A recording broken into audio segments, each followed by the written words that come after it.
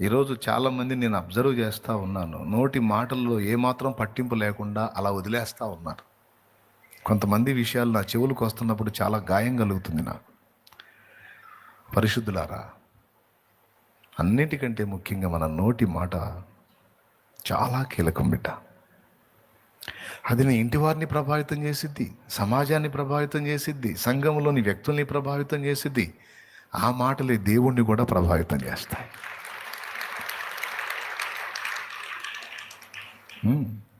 గర్వముగా పలుకు మాటలు ఉన్నాయి. ప్రభువా ప్రభువా నన్ను కరుణించు, నా కుమార్తె దయ్యము చేత పీడించబడి బహుగా బాధపడుతున్నది ప్రభువా. వెళ్తున్నాడు, పట్టించుకోవాలా. ప్రభువా కరుణించు, నా కూతురు బాగలేదు, చచ్చిపోయే స్థితిలో ఉంది. అమ్మా, పిల్లల రొట్టె ముక్కలు తీసి కుక్క పిల్లలకు వేయటం యుక్తం కాదు. అంటే ఏం పోల్చాడు? కుక్కతోనూ కుక్క పిల్లలతోనూ పోల్చాడు. ఆమెమందో తెలుసా?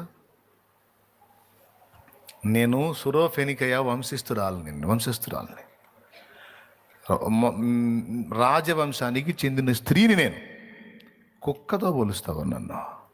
నా పిల్ల కుక్క పిల్ల అని ఇళ్ళలా ఏమందో తెలుసా? అంత ఇది కలిగిన మనిషి కూడా ఏమందో తెలుసా? ప్రభువా, కుక్క పిల్లలు ఎలా బతకాలయ్యా? పిల్లల రొట్టె ముక్కలు, బల్ల మీద నుండి పడే రొట్టె ముక్కలు తినే కదయ్యా కుక్క పిల్లలైనా బతకాలి అంది. ఒక్కటే మాట. ఆగిపోయాడండి, దెబ్బకి ఆగిపోయాడు. తిరిగి, అమ్మా నీ విశ్వాసం గొప్పదన్నాడు. నీ విశ్వాసం గొప్పది, పో, నీ కుమార్తె బాగుపడింది, పో అన్నాడు. ఆ మాటతో చూడు ఎలా సంపాదించుకుందో యేసయ్య దగ్గర నుంచి ఆ కృప. మాట గర్వంగా మాట్లాడితే అంతే పోయింది, పిల్ల పోయింది, దీనురాలయ్యింది.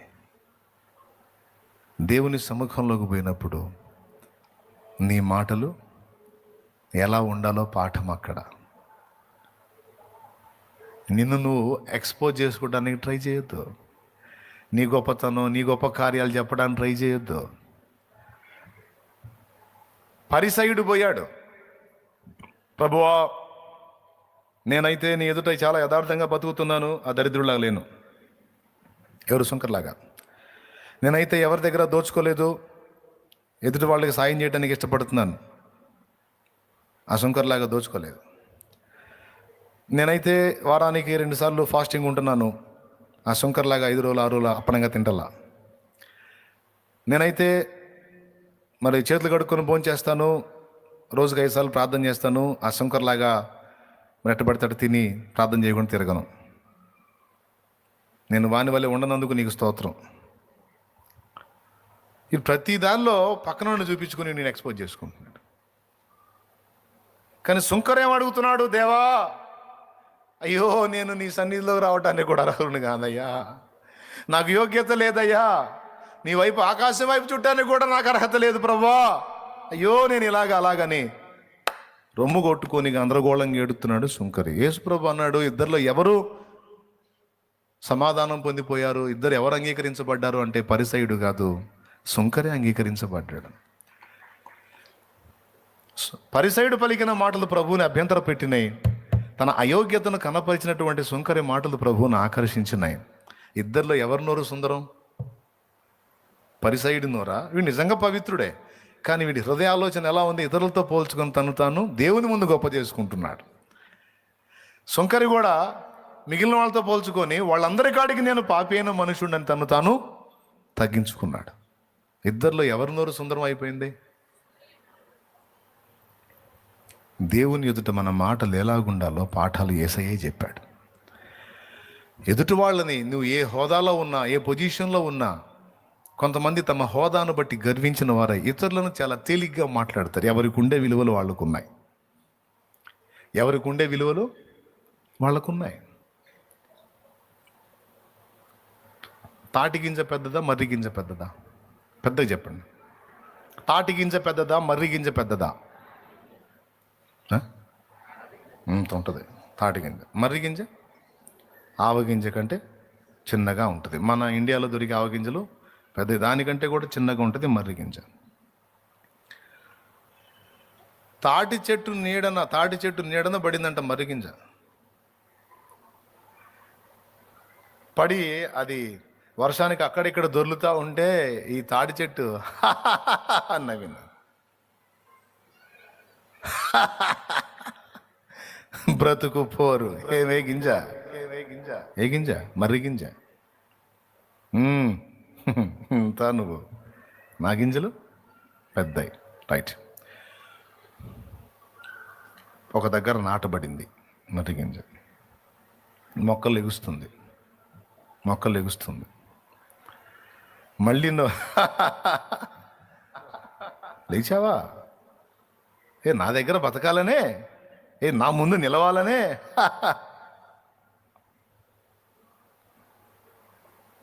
మర్రి గింజ కొంచెం పెద్దగా అయింది. గాలి కొడతా, అటు కొడతా, ఇటు కొడతంటే తాటి చెట్టు పెద్దది, దానికి బలమైన కాండం ఉంటుంది. ఇదేమో నేల మట్టు కొంగిపోతుంది. మర్రి చెట్టు చిన్నది, గాలి అటు కొడితే ఇటు కొడితే అటు వరికి గందరగోళం అవుతుంటే ఇది ఆయన ఏం మిడిచిపడుతుందో. ఏది? మర్రి చెట్టుగా తాడి చెట్టు. మిడిచిపడదు తాడి చెట్టు. దీనంగా తగ్గించుకుంది మర్రి చెట్టు. ఇక చిన్నగా పెరుగుతా ఉంటే ప్రతి ఏటా గాలి వాళ్ళకి ఇది నవ్వుడు, అది పడుడు, లేచుడు. ఏది? మర్రి చెట్టు. పడుతుంది, లెగుస్తుంది. పడ్డప్పుడు ఇది నవ్వుతుంది. ఎందుకంటే తాడి చెట్టు పడదో. తాడి చెట్టు ఎప్పుడు ఇంతే ఉంటుంది. మర్రి చెట్టు పాపం అటు గాలి కొడితే ఇటు పడుతుంది, ఇటు గాలి కొడితే. ఆత్మీయ జీవితంలో కొంతమంది నిటారుగా నిలుస్తారు, కొంతమంది పడతాలు లెగుస్తూ ఉంటారు. ఈ నిటారుగా నిలిచిన వాళ్ళు, ఈ పడతాలు లెగుస్తున్న వాళ్ళని చూసి ఏమి మిడిచి పడతారో, కొంతమంది ఏం మాట్లాడతారో. వాళ్ళు పడతాలు లెగుస్తున్నప్పుడు సందేహపడు వారి మీద, పడుతూ లెగుస్తున్న వాళ్ళ మీద కనికరం చూపి వాళ్ళు నిలబెట్టడానికి ట్రై చేయాలి. నిలబెట్టేటట్టు ఉండాలి మాట. వాళ్ళని ఎగతాళి చేయకూడదు, హేళన చేయకూడదు. వాళ్ళని చూసి మళ్ళీ తమను తాము చూసుకొని అతిశయపడకూడదు. చూస్తానే గాలి వాన కొట్టినప్పుడు అలా పాపం పడుతుంది, నేల మట్టుకు పడుతుంది, మళ్ళీ లెగుస్తుంది, ఇటు పడుతుంది, లెగుస్తుంది. మొత్తం మీద అలా లేచి చిన్నంగా ఇక వేళ్ళు ఉండటం మొదలుపెట్టింది. ఏది? మర్రి చెట్టు. చివరికి మీరు ప్రార్థనా కోటం అయిన తర్వాత ఇంట్రెస్ట్ ఉంటే అక్కడ పని అయిపోయినాక వెళ్ళి చూడండి. అక్కడ కూడా ఒక అరుగు, పెద్ద అరుగు కట్టించాను. ఫస్ట్ తాడి చెట్టు ఉంది, తర్వాత మర్రి చెట్టు స్టార్ట్ అయింది. తాడి చెట్టుని అసలు కనపడి ఇలా ఇప్పుడు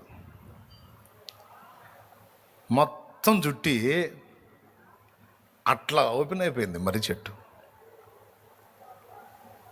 తాడి చెట్టు బంది ఇప్పుడు దాన్ని రౌండప్లో. దేవునికి స్తోత్రం కలుగును గాక. ఎగతాళి చేయటం, హేళనగా మాట్లాడటం, తృణీకరించి మాట్లాడటం, అవతల వాళ్ళని లెక్క లేకుండా వ్యవహరించడం ఎంతసేపు అండి? కానీ ఎప్పటికీ కూడా ఆ హృదయాలను నువ్వు గెలవలేవు.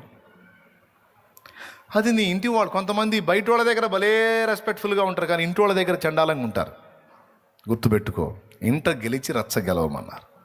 నోరు అదుపులో పెట్టుకోవాల్సింది ఫస్ట్ ఇంట్లోనే, మాదిరి ఇవ్వాల్సింది ఫస్ట్ ఇంట్లోనే. ఇంట గెలిచి ఇంట నువ్వు సక్సెస్ కాగలిగితే సమాజంలో ఇంకా ఆటోమేటిక్గా బ్యాలెన్స్ కాగలుగుతాం.